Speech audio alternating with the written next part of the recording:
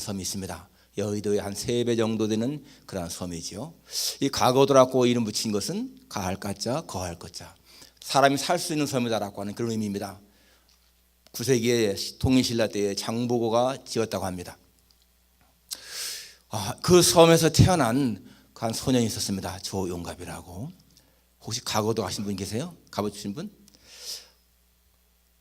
우리 김봉희 장로님 안 가봤습니까? 가거도 처음 들어봤어요?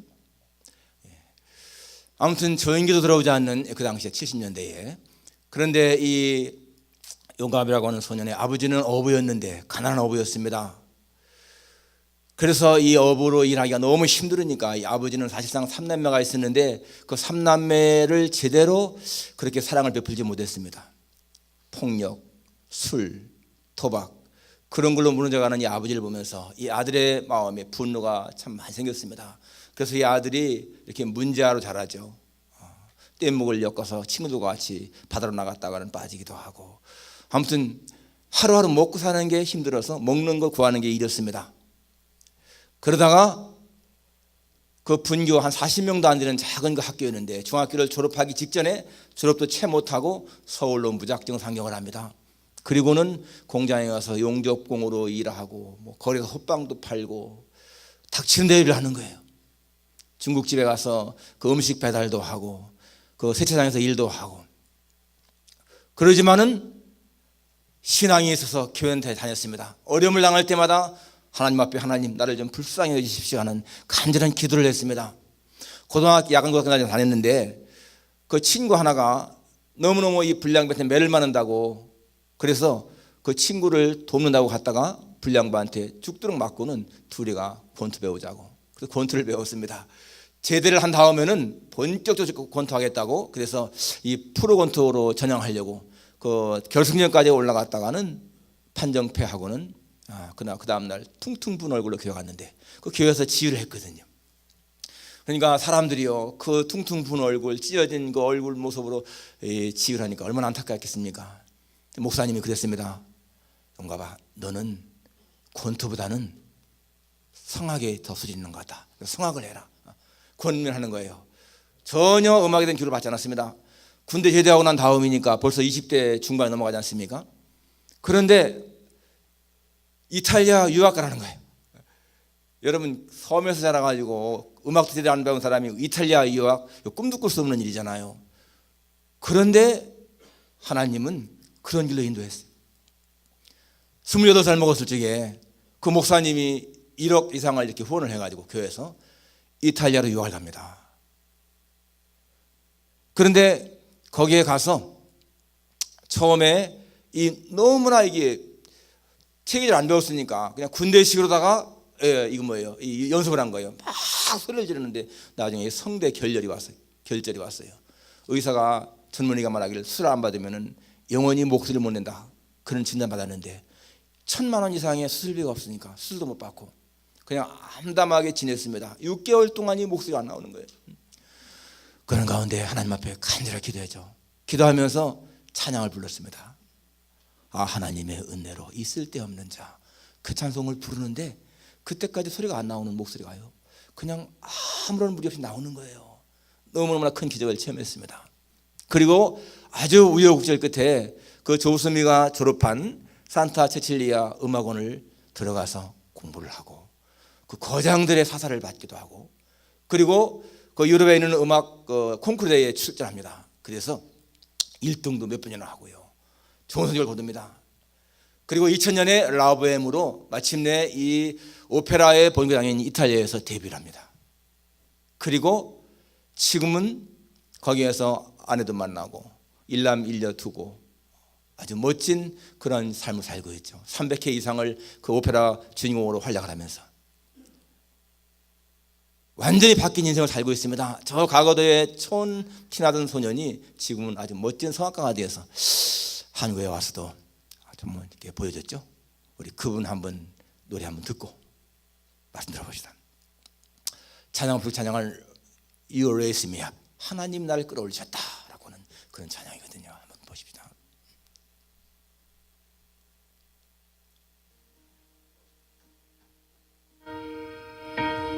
When I am down, when all my soul's weary, when troubles come and my heart overwhelms, then I am still and I hear in the silence until you come and see the wise me. You raise me up so I can stand the mountain. You raise me up to a stormy sea. I am strong and I am on your shoulder. You raise me up to more than I can be.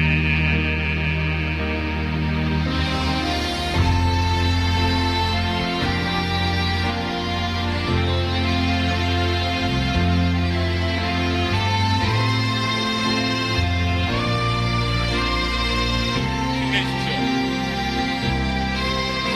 그 희망을 가지고 그 꿈을 포기하지 마시고 반드시 그 꿈을 이뤄가는 여러분 되시길 바랍니다.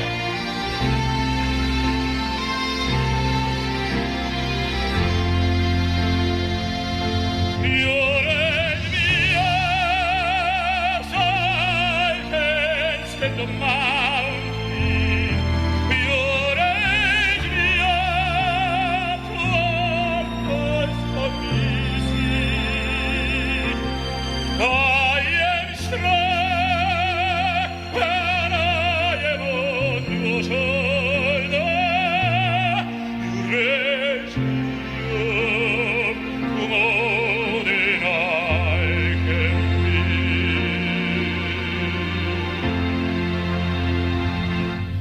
You raise me up so I can stand the mountain.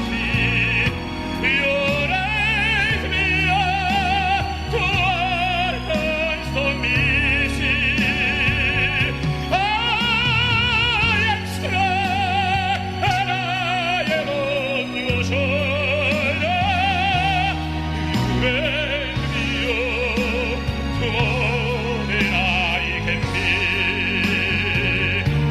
You raise me up to stand the mountain. You raise me up to a stormy sea. I am strong and I am on your shoulder. Raise me up to more than I.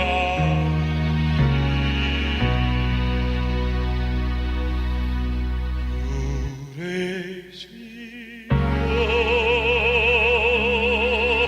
to more than I can be.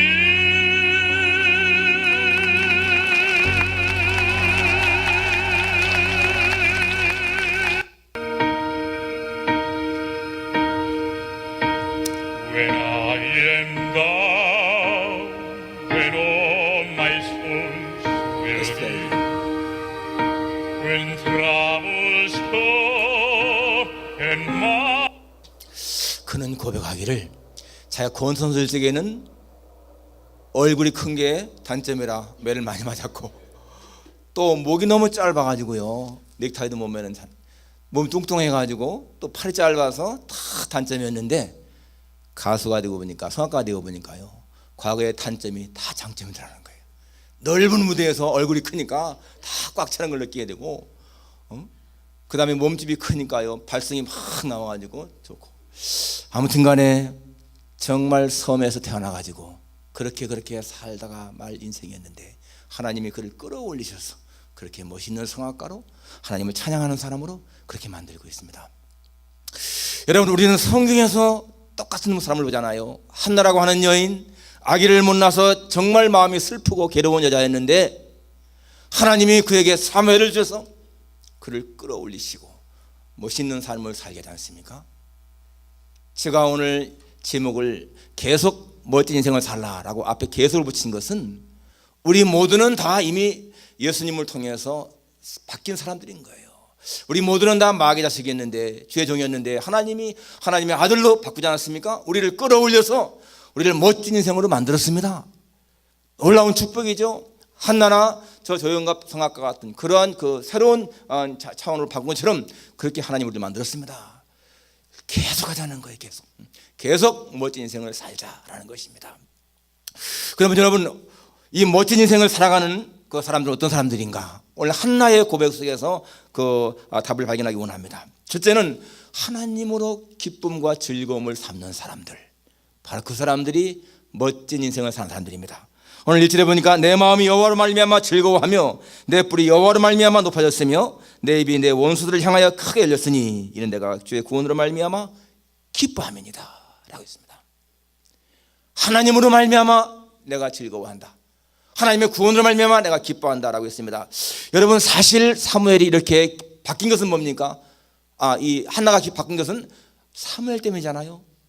사무엘 안 낳기 전에는 물론 남편 사랑 많이 받았다 할지라도 진정한 만족이 없지 않습니까? 그런데 사무엘을 낳고 나니까 그렇게 바뀌었습니다. 그러면은 이 한나의 고백이 내가 사무엘로 말미암아 기뻐한다, 즐거워한다 그래야 되는데, 여러분 오늘 이 본문의 내용 가운데 사무엘은요 이름도 한마디 안 나옵니다.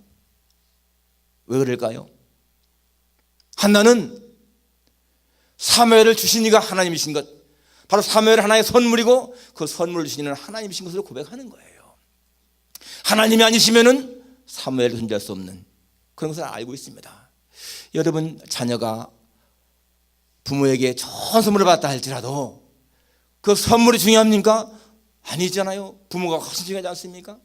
설령 부모가 자식에게 선물을 안 준다 할지라도 부모가 있다는 것만으로도 얼마나 마음이 든든한 것입니까? 부모가 훨씬 중요한 것이잖아요. 바로 이 오늘 한나는 그렇게 고백하는 것입니다. 바로 바른 신앙인의 모습들입니다. 하나님이 우리에게 주신 복 때문이 아니고 하나님 자체 그분 때문에 기뻐하는 것, 여러분 그것이 우리의 진정한 신앙이 되어야 됩니다. 그게요 멋있는 삶을 사는 사람들의 모습인 것입니다. 하박국의 고백을 보십시오. 비록 무화과 나무가 무성치 못하며 포도나무에 열매가 없으며 감람나무에 소출이 없으며 밭에 먹을 것이 없을지라도, 무슨 말입니까? 내게 물질적으로 풍족하지 않다 할지라도 그 말이잖아요. 나는 여호와로 인하여 즐거워하며 나의 구원의 하나님을 인하여 기뻐하리로다. 하나님 때문에 즐겁고 하나님 때문에 기쁘다. 그 이유가 무엇입니까? 여호와는 나의 힘이시라. 하나님 나의 힘이시기 때문에 그가 내 발을 사슴과 같게 하사 나의 높은 곳 다니게 하시리로다. 하나님이 내 발을 들어 올려서 높은 곳 다니게 하신다. 아까 본 그 성악가 같은 사람, 저 비천한 자리에 있다가 먹고 살기 위해서 여러 가지 일을 막 다 해 사람이지만은 하나님이 들어 올려서 멋있는 삶을 살게 되지 않습니까? 하나님으로 즐거워하는, 하나님을 기뻐하는 그러한 모습이 진정한 멋있는 자의 삶이라는 거예요. 오늘 이 한나의 고백을 보십시오. 1절에 내 뿔이 여호와로 말미암아 높아졌으며, 이 뿔은 뭡니까? 뿔은 자랑스러운 거잖아요. 그전에는 기 가지고 살았어요. 아기 못 낳기 때문에 분이 나가 뭐라고 해도 대꾸도 못하고 기 주고 살았어요. 그런데 이제는 내 뿔이 높아졌다라고 하는 것은 당당하게 자랑스럽게 대할 수 있다는 거예요. 그리고 내 입이 내 원수들을 인하여 크게 열렸으니, 그전에는 입에서도 말도 못했습니다. 분인나가 자기를 모욕하는 말을 해도 할 말이 없었습니다. 아기를 못 낳게 되면은 그 당시에는 뭐 쫓겨나도 할 수가 없는 것이고, 남편이 다른 여자를 봐도 할 말이 없는 그런 처지 아닙니까? 그래서 할 말 하나 없이 살았는데 이제는 내 말에, 내 입에 할 말이 있다는 거예요. 불쌍한 사람들을, 가엾은 사람들이 누군가 하면 기주고 사는 사람들이잖아요. 기주고 사는 사람들, 눌려 사는 사람들. 가난한 사람들은 부자 앞에서 왠지 길을 펴지 못하고, 덜 배운 사람들은 많이 배운 사람 앞에서 왠지 길을 펴지 못하고, 못 가진 사람들은 가진 사람 앞에서 길을 펴지 못합니다. 빚진 사람들은 빚장이 앞에서 왠지 길을 펴지 못하잖아요. 그렇지만 여러분, 예수 믿는 사람들은 그럴 필요가 없어요. 왜? 예수님이라고 하는 부하가 있고 우리 하나님의 자녀라고 하는 신분이 있기 때문에 우리는 어디서나 당당할 수가 있는 거 아니겠어요? 어디서나 여러분 기죽을 필요가 없다는 것입니다. 당당할 수가 있는 거예요. 어디서나. 오늘 이 하나의 고백처럼 내 뿔이 여호와로 인하여 높아졌다. 어디서나 당당하게 행동할 수 있는 사람들, 바로 예수님의 사람들인 것입니다. 여러분 오늘 이 본문을 가만히 보면요, 이게 분명히 한나 개인의 기도 아닙니까? 아기를 못 낳다가 아기를 얻어가지고서 기뻐하는 모습이잖아요. 그런데 우리가 가만히 기도 내용을 보게 되면 왠지 한 개인의 기도라고 보기에는 너무나 거창한 말들이 쫙 나와요. 그거 보기 이상하지 않습니까? 4절에 보니까 용사의 활은 꺾이고 넘은 자는 힘으로 띠를 띈다. 거기에 왜 아기 낳고 지금 좋아하는데 용사의 활 꺾인다는 얘기가 나옵니까? 좀 뭔가 그런 걸 느끼지 않습니까? 8절에도 가난한 자를 진투해서 일으키시며 빈곤한 자를 거름떠면서 올리사. 지금 뭐 한나는 가난한 사람 아니잖아요. 부유한 집에 살고 있습니다. 또 기죽들과 함께 앉게 하시며 영광의 자리를 차지하게 하시는도다. 이런 말이 나오고요. 특별히 저 10절에 가면은 여호와를 대적하는 자는 산산이 깨어질 것이라 하늘에서 우레로 그들을 치시리로다. 여호와께서 땅끝에서 심판을 내리시고 자기 왕에게 힘을 주시며 자기의 기름 부음을 받은 자의 뿔을 높이시리로다. 여기서 왜 여러분 왕의 이야기가 나오고 기름 부은 자의 이야기가 나옵니까? 이것은 한나가 사무엘을 얻어서 기뻐하는 그런 개인적인 기도이지만은 여러분 이 기도 속에는 개인의 기도의 차원을 넘어서 하나님의 어떤 비밀이 숨어 있는 거예요. 바로 이스라엘 역사를 변화시키시는 하나님의 예언적인 기도가 담겨 있습니다. 무슨 말입니까? 한나가 남편의 사랑을 많이 받고 있었지만은 아기를 못 낳아서 수술당했습니다. 마찬가지로 이스라엘이라고 하는 나라, 하나님의 사랑을 많이 받는 나라인데 왠지 외적들한테 침입을 당하고 블레셋의 어려움을 당하고 그렇게 이 이스라엘이 제대로 길을 펴지 못하는 삶을 살고 있어요. 그런 가운데서 여러분 이 한나에게 사무엘을 주어서 뿔이 높아지게 하고 입이 열리게 하신 것처럼 하나님께서 이스라엘에 새로운 왕을 세워서 다윗을 세워서 이스라엘 나라를 새롭게 변화시키는 그러한 예언적인 모습이 담겨 있는 거 아니겠습니까? 그러니까 여기 왕이라고 하는 표현은 누구를 가리켰어요? 다윗을 가리킨 것이죠. 기름 부음 받은 자 다윗입니다. 물론 한나가 그 당시에 앞으로 몇십 년 후에 태어날 다윗을 깨달을지 못할 수도 있는 거예요. 그렇지만 하나님은 그의 입술을 통해서 앞으로 나타날 이스라엘의 영광스러운 모습을 예언적으로 선포하게 하는 것입니다. 바로 그런 다윗을 세울 리가 누굽니까? 사무엘이잖아요. 자기 아들이 사무엘이 바로 다윗에게 기름을 부어서 왕을 세우지 않습니까? 그런 놀라운 비밀이 숨어 있는 거예요. 마찬가지입니다, 여러분. 우리들도 본래부터 창세부터 우리는 하나님의 사랑받는 사람들입니다. 창세전에 예수님을 택했습니다. 그렇기 때문에 우리의 신분은 하나님의 자녀인 거예요. 그러지만 왠지 모르게 한나가 아기 못 낳는 것처럼 그렇게 우리 삶도 별로 그렇게 살아왔는데 이제는 예수님을 만남으로 말미암아서 우리의 인생이 변한 거 아니겠어요? 그런 상황에서 우리가 생각할 적에 우리 하나님으로 기뻐하고 즐거워할 이유가 충분하습니까? 여러분, 세상 것을 즐거워하는 것 잠시입니다. 세상에 좋은 것 다 갖다 놓아도요 조금 시간이 지나가면 별거 아니에요. 자기가 원하는 무슨 뭐 선거에서 당선된 사람들 그때는 뛸 듯이 좋아하지만은 조금 지나가면 별거 아니고요. 세상에 높은 지위에 올라간 사람들, 돈 많이 버는 사람들 처음엔 그렇게 좋을 수가 없지만은 조금만 시간이 지나면 그게 별거 아니거든요. 그런데 하나님으로 즐거워하고 기뻐하는 것은 영원한 것이거든요. 그러니까 여러분, 하나님을 즐거워하는 사람 바로 그것이요 멋진 인생을 사는 사람이 아니겠습니까? 우리 모두는 다 세상 사람들이 볼 때에는 별 볼 일만 같이 보이지만은 우리의 삶은 우위대한 것입니다. 하나님 안에서. 저는 제가 목사로서 이렇게 작은 교회를 섬기지만은 그러나 여러분, 나는 세상에서 뭐 수백억짜리 기업을 경영한 사람들이나 아니면 정치인으로 높은 자리에 있는 사람이든지 아니면 무슨 어떤 무슨 일 하는 그런 사람들보다 훨씬 더 가치 있는 삶을 산다고 자부합니다. 영혼을 케어하는 일, 영혼을 살리는 일, 하나님의 쓰임 받는 일, 여러분 그것은 세상의 어떤 일보다 더 가치 있기 때문에 어디에서나 당당할 수가 있습니다. 우리는 다 그래야 돼요. 우리는 뭐 높은 사람, 벼슬이는 뭐 지위 높은 사람, 돈 많은 사람 앞에서 기죽을 이유가 하나도 없잖아요. 내가 그 사람들한테 빚진 것도 아니고 전혀 우리 하나님 앞에서 당당하게 살아가야 할 그런 사람들인 것입니다. 그래서 여러분 우리는 예수님 때문에 사는 것이 기쁘고 행복하다고는 고백을 해야 돼요. 어디서나 나는 예수님 때문에 사는 것이 행복하다, 기쁘다, 그런 고백이 있어야 할 줄 믿습니다. 두 번째로 누가 멋진 삶을 사는가? 하나님에게 최고의 가치를 두는 사람입니다. 오늘 2절 보면은 여호와와 같이 거룩하신 이가 없으시니 이는 주밖에 다른 이가 없고 우리 하나님 같은 반석도 없으심입니다. 이 고백국에는요, 이 한나에게는 하나님밖에 없는 거예요. 하나님밖에 없어요. 하나님같이 그렇게 거룩하신 이가 없다. 주밖에 다른 이가 없다. 이게 무슨 말입니까? 그분은 가장 가치 있는 분, 소중한 분이시기 때문에 세상의 어떤 부귀나 명예나 행복이나 모든 것에도 바꿀 수가 없는 소중한 분이다 하는 그러한 고백이잖아요. 인생을 살아가면서 깨달아야 할 중요한 비밀은 창조주 하나님에게 최상의 가치를 두는 겁니다. 그분에게 나의 모든 삶의 기준을 맞추고 그분을 가장 소중하게 여기고 그분의 뜻에 순종하며 살아가는 그런 삶은 흔들림이 없습니다. 기억하십시오 여러분. 창조주 하나님을 아버지라 부를 수 있고 그분에게 모든 걸 맞추며 살아가는 그런 사람의 삶은 절대로 흔들림이 없습니다.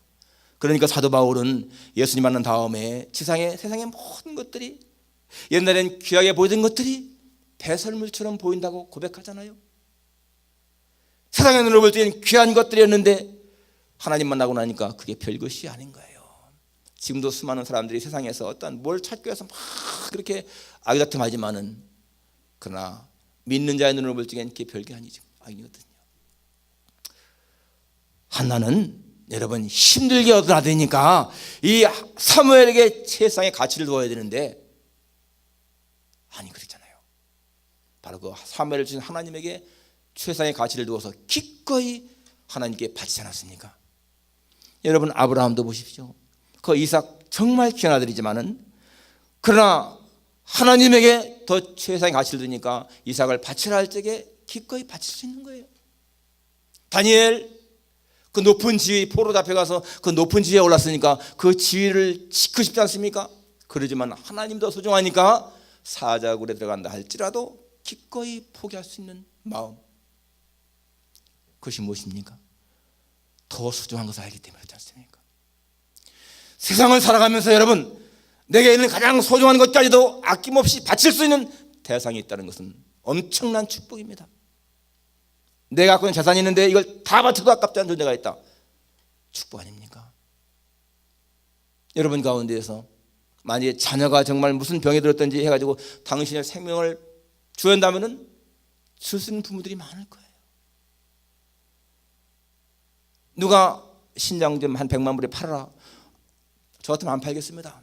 난 100만 불 뭐 그렇게 필요한 것도 아니고 내 신장 일부러 뜰 필요 없잖아요. 그렇지만 내 아내가 만약에 신장이 하나 필요하다 그러면 줄 수 있는 거 아니에요. 여러분 모두가 여러분의 남편이나 아내가 여러분의 장기 하나 필요하다 죽더라도 줄 수 있는 거 아니에요. 그게 뭡니까? 내 생명보다 더 소중한 존재가 있다는 것, 행복한 거 아니겠어요? 하나님이 우리를 그렇게 했습니다. 당신의 독생자까지도 아끼지 아니하시고 우리에게 주셨다는 말씀이에요. 그 하나님의 사랑, 우리는 그러한 사랑을 받고 있는 사람들입니다. 하나님에게 최상의 가치를 두는 것 당연한 거 아니겠습니까? 오늘 이 한나의 고백 보십시오. 2절 마지막에 우리 하나님 같은 반석도 없으시다. 이게 무슨 말이에요? 반석이 뭡니까? 반석은 흔들림 없는 겁니다. 하나님이 내 삶을 견고하게 흔들림 없이 붙드신다는 거예요. 그러니까 그런 하나님에게 의지하는 것이 여러분이 얼마나 귀한 것입니까? 그러니까 바울이 빌립보 감옥에 있어도 찬송할 수 있었던 것, 그런 하나님을 믿기 때문에 그런 거예요. 요셉이 저 애굽의 감옥에 있어도 하나님 원망하지 않은 것 믿기 때문에 그렇습니다. 우리가 멋있는 삶을 살아가는 것은 세상에서 화려하게 사는 것이 아니고 중요한 것은 우리 생명의 주인이신 하나님과 같이 살아가는 것, 동행하는 것, 여러분 그것이요 멋있는 삶인 거 아니겠습니까? 저는 그렇기 때문에 무슨 세상적으로 화려하고 부유한 그런 것이 아니라 할지라도 하나님이 나의 주인이시고 내 편에 계시고 나와 함께 하시기 때문에 나는 담대함이 있고요, 내 삶의 행복함을 고백합니다. 그분에게 최상의 가치를 두는 거 감사한 것이죠. 예수 믿는 사람들은 세상에서 절대로 실패할 수 없는 사람들인 것입니다. 눈으로 볼 때는 실패처럼 보이지만 실패가 아닌 거예요. 여러분 사도 바울이 빌립보 감옥에 갇혔다고 해서 그게 실패입니까? 아닌 거잖아요. 하나님에게 최상의 가치를 두는 그런 사람, 그 삶은 항상 멋있고 행복한 삶인 줄 믿으시기를 축원합니다. 마지막 세 번째는 하나님의 절대 주권을 인정하는 그런 사람인 것입니다. 오늘 6절 보시면 여호와는 죽이기도 하시고 살리기도 하시며 서울에 내리기도 하시고 거기서 올리기도 하시는도다. 사람의 살고 죽는 것이 하나님의 손에 있다는 거예요.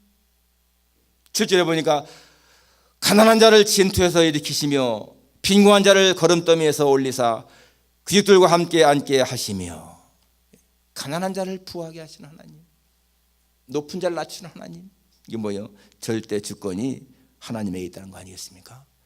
여러분 하나님의 주권을 믿는 신앙이 무엇입니까? 하나님의 주권을 믿는 신앙은 모든 이 우주의 일을 하나님이 주관하신다, 그걸 믿는 거예요. 그리고 그분이 나의 아버지시고 그분이 나를 엄청나게 사랑하신다. 그래서 그분은 나의 모든 걸 합력해서 선을 이루신다, 그거 믿는 겁니다. 하나님이 여러분을 얼마나 사랑하시는가, 그 사랑을 깨닫는 거 참 중요한 거예요. 여러분 누가복음 15장에 보면 우리 탕자 얘기 많이 듣는데 최근에 제가 그 탕자 얘기를 들으면서 다시 하나 깨달은 게 있어요. 거기 보면 이런 얘기가 나오죠. 아들이 돌아왔을 적에 좋은 옷을 내다 입히라, 신발을 신겨라, 손에 가르치를 끼워라, 그런 말 하면서 그 다음에 무슨 말 합니까? 살진 송아지를 끌어내어 잡아라, 우리가 먹고 마시고 즐기자, 그 말이 나옵니다. 그런데 우리가 이걸 지금 그냥 살진 송아지를 잡아라, 별로 그렇게 감동이 없어요. 그런데요, 그게 원어나 영어 성경에 보면 이렇게 나오죠. 영어 성경에 보면 Bring the fattened calf, fattened calf, 살찐 송아지, and kill it, 그걸 잡아라. Let have feast and celebrate, 우리가 먹고 즐기자, 그런 얘기 나오는데 그 중요한 말이 뭔가 하면요, Bring the fattened calf예요. Bring the, 더가 있어요. 그냥 bring a가 아니라 bring the라는 말이 있어요. 그냥 bring a라고 하면은 그냥 한 마리 송아지 가져오라 이 말인데, 원래 이 정관사는 뭡니까? 특별한 거잖아요. 그 송아지, 이게 무슨 말입니까? 그 아버지는 언젠가 아들이 돌아올 것을 기대하셨고 믿었고, 그 아들이 돌아오면은 잡아서 잔치할 송아지를 준비해 놓은 거예요. 그 송아지. 그러니까 아버지가 기다린 그날이 오니까 하인들에게 그 송아지를 끌고 와서 잡아라. 여러분 저는요 그 말을 들으면서 비록 방탕한 자식이지만은 그 아들이 돌아올 것을 기다리시고 돌아오면 잡을 것을 계획해 놓으신 그 아버지의 사랑, 엄청난 사랑이요. 막 가슴에 떨림이 오는 거예요. 우리가 성경에서요 하나의 기억을 발견할 때마다 정말 감동이 있는 거예요. 그냥 아무 송아지 잡아라, 그것이 아닌 거예요. 바로 그 송아지, 준비해 놓은 송아지를 잡아라. 하나님의 사랑이죠. 하나님은 모든 걸 합력해서 선을 이룹니다. 오늘 우리의 삶에 때로는 저 밑바탕에 처박힌 것처럼 그렇게 불행하게 보인다 할지라도 하나님은 모든 것을 합력해서 선을 이루시는 거예요.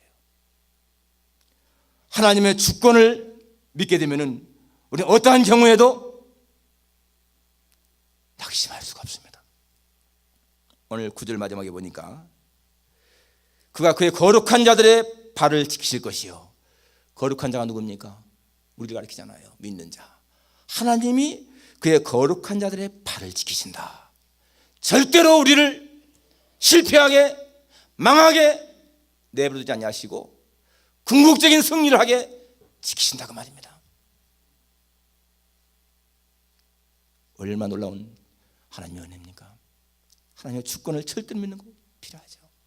1871년에 저 시카고 대화재가 생겼을 적에 여러분 얼마나 많은 건물이 다 전소됐습니까? 그때 D.L. 모디 목사님이 심한 그 교회도 다 쳐버렸습니다. 그러니까 기자들이 나중에 그렇게 찾아와서 말했잖아요. 아, 목사님 뭐 그렇게 하나님이 지키신다 보호한다고 설교하셨는데 왜 하나님이 그 화재 속에서 교회를 다 홀딱 불태워버렸을까요? 그러니까 D.L. 모디 목사님이 그렇지 않아도 제가 교회가 너무 좁아서 또 크게 지으려고 했는데 하나님이 허무는 비용 안 들고 다 허물어서 이렇게 했습니다. 그러면 그 지을 돈은 있나요? 지금은 없지만 하나님이 다 준비하실 겁니다. 정말 1년도 안 돼가지고서 그 D.L. 무디 목사님이 영국에 가서 집회를 하는데 부흥회를 하는데 그 영국 교회에서 막 엄청나게 헌금해가지고 그 교회보다 훨씬 큰 교회를 지었잖아요. 불탈 적에는 불행처럼 보이는데 오히려 더 좋은 건물을 지켜야 하신 하나님. 우리가 많이 듣는 얘기 있잖아요. 처음 무인도에서 풀려던 사람이 자기 움막 간신히 지었는데 그 움막 져가지고서 살다가 하루에 고기 잡고 왔는데 보니까 불이 다 버렸다. 움막이 너무나 낙심하고 우는데 구원배가 오더라. 그 움막이 타니까 그 연기 보고서 구원배가 온 거예요. 하나님이 하시는 일은 우리가 하는 것보다 훨씬 차원이 다르잖아요. 오늘 이 한나의 기도를 보게 되면 여러분 반전시키는 하나님을 볼 수가 있습니다. 반전시키는 하나님, 역전시키는 하나님이잖아요. 4절에 용사의 활은 꺾이고 넘어진 자는 힘으로 띠를 띈다. 그렇게 강한 용사가 활이 부러지고 넘어진 자가 힘을 얻는다. 반전시키는 하나님. 또 5절에도 풍족한 자들은 양식을 위하여 품을 팔고 줄인 자들은 다시 줄이지 아니하는다. 반전시키시는 하나님이잖아요. 역전시키시는 하나님. 8절에 가난한 자를 진토에서 일으키사 빈곤한 자를 거듭감에서 올리사 그리스도와 함께 앉히신 하나님, 역전시키신 하나님, 바로 그 하나님을 우리가 볼 수가 있습니다. 하나님은 이 한나라고 하는 한 여인의 삶을 역전시켜서 그의 삶을 변화시켰습니다. 마찬가지로 하나님은 다윗을 보내어서 이스라엘의 역사를 역전시키십니다. 마찬가지로 하나님은 예수님을 보내어서 우리의 삶을 역전시키지 않았습니까? 하나님의 주권, 하나님의 사랑. 우리의 창세기를 통해서요, 이 요셉의 그 일을 보면서도 한 가지 발견할 수가 있는 것입니다. 이 요셉이요, 감옥에 있지 않습니까? 그런데 성경에 보니까 뭐라고 나오냐면 하나님이 요셉과 함께 하심에 그 요셉의 일을 형통하게 하셨더라, 그렇게 나옵니다. 감옥에 있는데 형통이라는 거예요. 구약에서 이 형통이라는 단어는 성공입니다. 여러분 성경 전체에서 성공이라고 하는 단어는 딱 한 번 나오죠. 전도서 10장 10절에 지혜는 성공하게 유익하니라, 그 말 딱 한 번 나오는데 사실상 성공이라고 하는 단어가 안 나오지만은 성경의 형통, 번영, 이건 다 성공을 말하는 것이거든요. 그런데 요셉이 애굽의 감옥에 있는데 성경은 말하기를 그가 형통하다는 겁니다. 우리가 생각하는 차원 다르죠. 우리는 모든 게 평안하고 잘되고 부해야 건강해야 그게 성공이고 형통이라고 생각하는데 성경은 그게 아니에요. 하나님과 함께 하면은 그게 성공이고 형통인 것입니다. 우리가 멋진 인생 살아가는 거 거창한 것이 아닙니다. 하나님이 나와 함께 하시는 임마누엘의 삶, 그분과 함께하는 삶, 여러분 그것은요 세상 사람이 감당할 수 없는 형통한 삶인 거예요. 멋진 삶인 것입니다. 우리의 과거가 비록 불행했다 할지라도 우리는 지금 예수님과 같이 살고 있어요. 그렇기 때문에 우리는 멋진 삶을 사는 거예요. 이 멋진 삶을 계속 살아가야 되는 것입니다. 끊지지 말고 항상 하나님의 은혜 가운데서 하나님의 도우심을 받으면서 그분의 인도하심 가운데서 우리의 삶이 멋있게 살아갈 수 있기를 주님의 이름으로 축원합니다. 기도하겠습니다.